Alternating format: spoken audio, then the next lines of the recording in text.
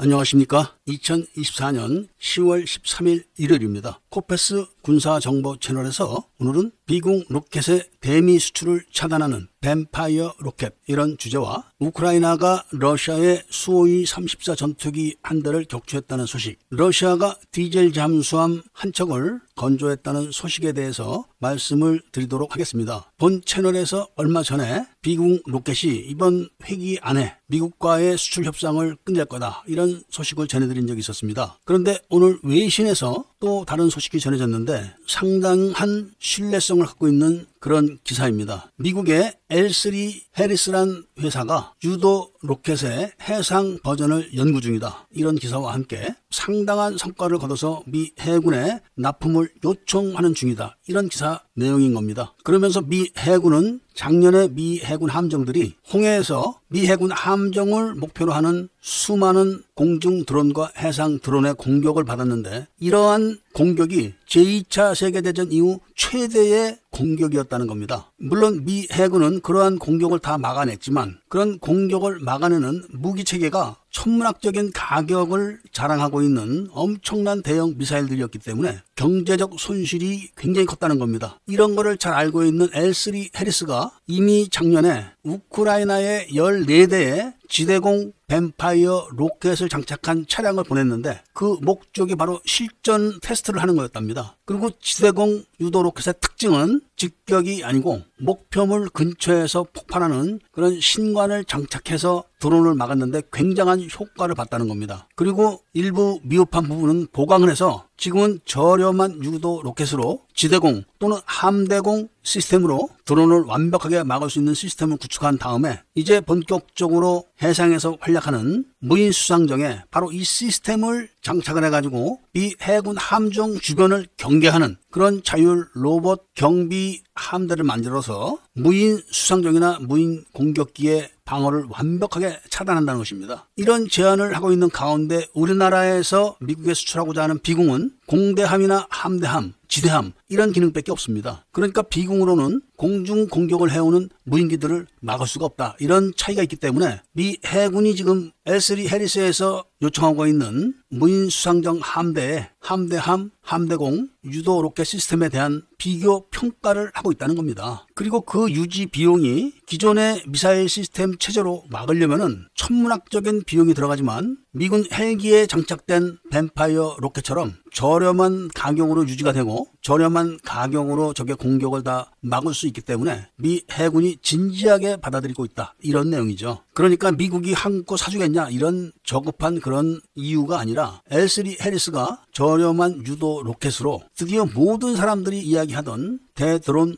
요격 능력을 갖췄다는 겁니다. 그리고 그걸 무인 수상정 함대를 편성해가지고 미 해군 함정들을 따라다니면서 주변 경계를 해주기 때문에 이런 시스템은 우리나라의 방산업체들이 빨리 연구를 해가지고 따라잡아야만 된다는 말씀을 전해드리면서 다음 이야기는 우크라이나에서 러시아 수호이 34가 한 대가 미사일에 맞아서 격추되는 영상이 공개됐습니다. 물론 우크라이나 측은 아직 공식적인 발표는 하고 있지 않은데 러시아 측에서는 수호이 34 한 대가 격추됐다, 이런 내용으로 SNS상에서 이야기들이 떠돌고 있다는 겁니다. 그것도 영상과 함께 이야기가 나오고 있기 때문에 부정되지는 않고 있지만 우크라이나의 F-16 전투기에 의해서 격추된 거냐 또는 패트리어트 미사일에 의해서 격추된 거냐, 이런 논란은 계속되고 있다고 합니다. 공중전의 전문적인 밀매들은 공대공 미사일이 아니라 지대공 미사일에 격추됐을 확률이 굉장히 높다, 이런 분석을 하고 있는데 분명한 거는 수호이 34 한 대가 미사일에 맞아서 격추되었다는 소식을 전해드리고 다음 이야기는 러시아가 그동안 지속해온 636.3 프로젝트의 마지막 6번째 잠수함을 진수했다는 소식입니다. 미 해군은 디젤 잠수함을 운영하고 있지 않지만 러시아와 중국은 디젤 잠수함을 운영을 하는데 원자력 잠수함의 운영비가 엄청나게 많이 소요되기 때문인데